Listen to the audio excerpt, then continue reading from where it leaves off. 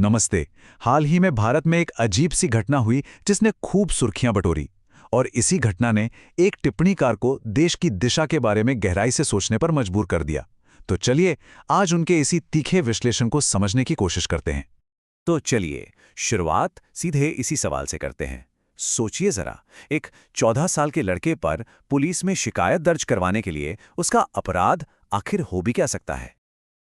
स्रोत के मुताबिक उस लड़के का तथाकथित अपराध था किताबें पढ़ना और तार्किक हो जाना। जी हाँ, बिल्कुल ठीक सुना आपने। कम उम्र में सवाल करना ही उसकी गलती बता दी गई। तो चलिए सबसे पहले उस घटना को थोड़ा विस्तार से समझते हैं जिसने इस पूरी बहस को हवा दी। एक लड़का, एक किताब और एक एफआईआर। तो ये मामला है 14 साल के अश्वमित गौतम का, जिसके खिलाफ एक एफआईआर यानी पुलिस शिकायत दर्ज की गई। टिप्पणीकार यहाँ एक तरह से व्यंग्य करते हुए कहते हैं कि अश्वमित का कसूर बस इतना था कि वो किताबें पढ़कर तार्किक बन गया था।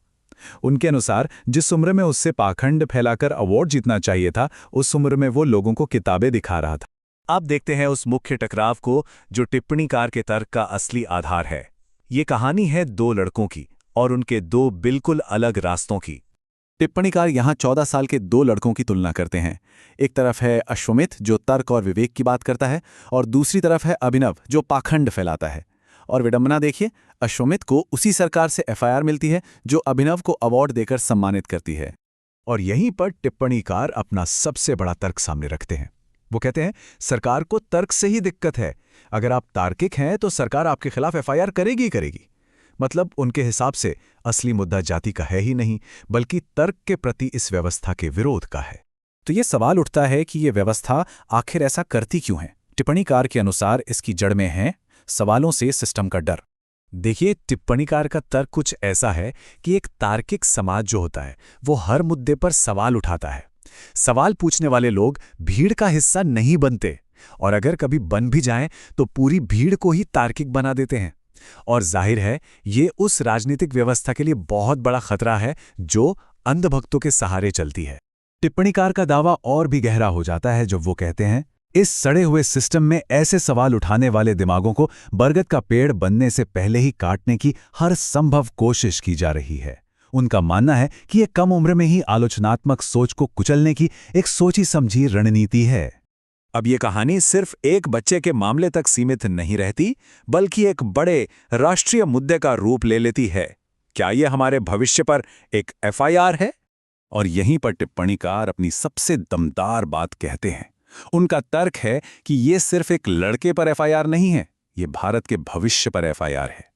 ये एक लाइन पूरी कहानी को एक नया और बहुत ही गंभीर मोड़ दे देती है। स्रोत का विश्लेषण ये कहता है कि ऐसी घटनाओं का इस्तेमाल अक्सर वोट बैंक की राजनीति के लिए किया जाता है। पार्टियां इसे जातीय रंग देकर समाज में टकराव पैदा करती हैं, और इस सारे शोर शराबे में जो असली मुद्दा है यानी तर्क बनाम पाखंड की लड़ाई, वो कहीं खो जाता है। और इसी भटकाव की वजह से समाज विकास, अर्थव्यवस्था और प्रगति जैसे जरूरी मुद्दों पर ध्यान ही नहीं दे पाता। आखिर में टिप्पणीकार समाज के सामने दो रास्ते रखते हैं, जिनमें से एक को चुनना ही होगा, तर्क का रास्ता या पाखंड का। भविष्य की उम्मीद के तौर पर टिप्पणीकार कुछ युवा और तार्किक आवाजों का उदाहरण देते हैं, जैसे ये नौजवान लड़का जो स्थानीय चुनावों पर कहता है, लोग विधायक और मुख्यमंत्री पर तो ध्यान देते हैं पर स्थानीय प्रधान को भूल जाते हैं जो वोटों के बदले मुफ्त की शराब बांटता है।